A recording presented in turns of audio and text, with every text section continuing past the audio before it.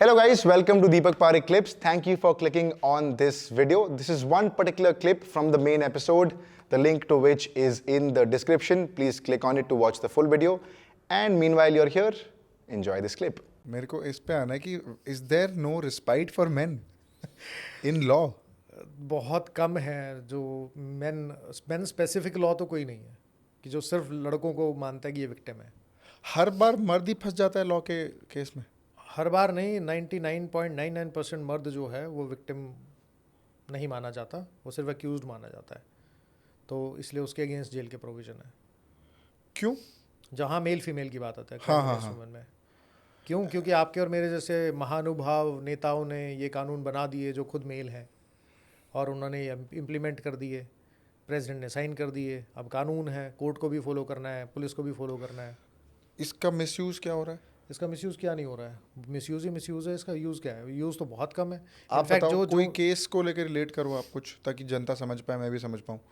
आप इस तरीके से समझो कि मैं मैरिज से रिलेटेड बात कर लेता हूँ। वैसे तो बहुत सारे बिल्कुल कि अगर मान लो हस्बैंड वाइफ का किसी वजह से अब डिस्प्यूट होता है, वाइफ बोलती है कि चलो मुझे अलग रहना है, ठीक।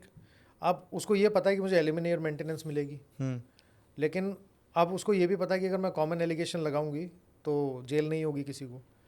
वो किसी दिन आप जब घर पे नहीं हो, वो पुलिस के पास 2-3 दिन बाद जाती है और जाके बोलती है कि मैं अपने घर पे अकेली थी, रात को मेरे पति नहीं थे या दिन में नहीं थे, मैं घर पे थी और मेरे ससुर मेरे कमरे में आए और उन्होंने मेरे साथ ज़बरदस्ती फिजिकल किया।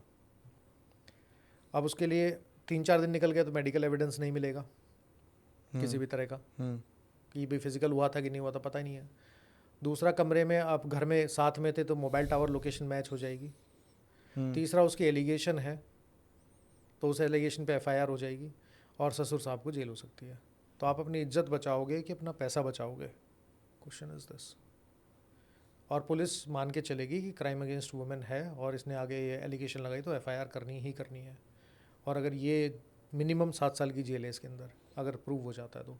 लेकिन 7 साल की जेल तो ट्रायल के बाद होगी, उससे पहले जो पुलिस आपको उठा के ले जाएगी तब क्या करोगे? और 4 जगह रिश्तेदारी में नाम जाएगा कि बहू के साथ ऐसा किया है। तो जिन लोगों को जो आपके अगेंस्ट पहले फेवर में भी बोलते थे वो भी बोलना शुरू कर देंगे किया तो होगा बेटा, था तो ठरकी आदमी। ऐसी बातें हैं। तो इसके लिए फिर क्या किया जाए? क्या किया जाए? क्या मतलब what does a man do in this case? वो करेगा क्या? लड़ेगा। उसको लड़ने के अलावा ऑप्शन क्या है बेचारे के पास? लड़ो, केस जीतो, एफआईआर हो गई, अब भुगतो उसको। And in what cases is there a system where the police should verify certain things before filing an FIR, या जो वो बोल दिया फर्स्ट इन्फॉर्मेशन रिपोर्ट? एफआईआर जो है वो एलिगेशन पे होती है, वो प्रूफ पे नहीं होती है। That is the law.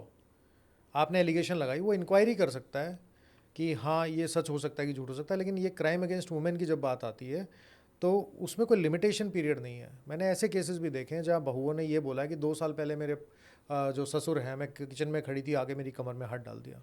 उसका क्या प्रूफ दोगे कि कमर में हाथ लगाया था? क्या प्रूफ दोगे बताओ? कि नहीं मैंने तो नहीं किया। तो ही शेज शी शेज सिचुएशन आ गई। अब ट्रायल चलेगा उसके ऊपर, 3 साल की जेल है। कैसे प्रूव करोगे? डिस्प्रूव करना इज़ क्वाइट डिफ़िकल्ट। तो इसको, जैसे आपने ये एग्जांपल लिया, ठीक है, अब इसमें जैसे मान लो लड़की आके बोलती है कि मैं किचन में खड़ी थी, ससुर ने आके कमर पे हाथ रख दिया। Now of course it is almost, क्या it is impossible to prove this? कहीं कोई कैमरा तो है नहीं, कहीं रिकॉर्डिंग तो है नहीं। It is quite improbable to disprove it. Prove करने के लिए तो लड़की की स्टेटमेंट इज सफिशिएंट।